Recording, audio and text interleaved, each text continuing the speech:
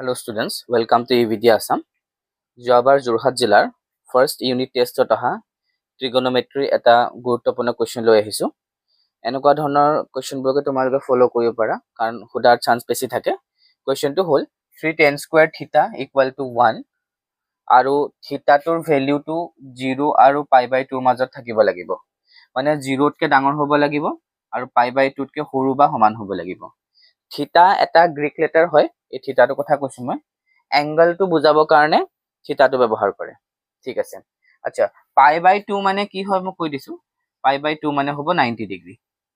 π/2টো ৰেডিয়ানত লিখা হৈছে, ইয়াক আমি ডিগ্ৰীলৈ কনভাৰ্ট কৰিলে 90 ডিগ্ৰী হ'ব। ঠিক আছে, আচ্ছা 3 tan স্কুৱেৰ থিটা ইকুৱেল টু 1 আমাক দি দিছে। আমি ফাৰ্ষ্ট কি কৰিম, 3টোক ইফালে পঠিয়াম, ডিভাইড হ'ব। tan স্কুৱেৰ থিটা ইকুৱেল টু 1/3। তাৰপিছত স্কুৱেৰটো আঁতৰাম। ইয়াৰ পৰা মই স্কুৱেৰ আঁতৰাই দিলে তাত মই দি দিব লাগিব ৰুট অভাৰ। ৰুটটো ডিষ্ট্ৰিবিউট কৰি দিম।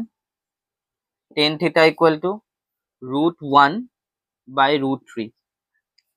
√1ৰ ভেলুটো 1 হ'ব।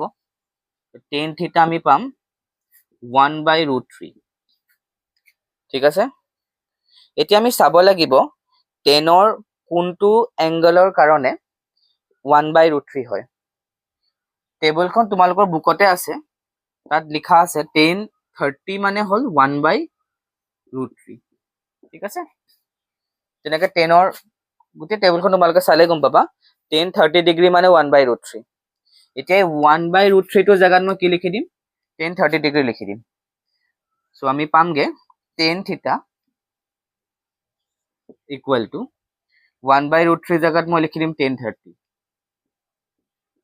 দুই ফালৰ পৰা tan কেঞ্চেল কৰি দিম আৰু থিটাটো আমি পাই যাম 30 ডিগ্ৰী।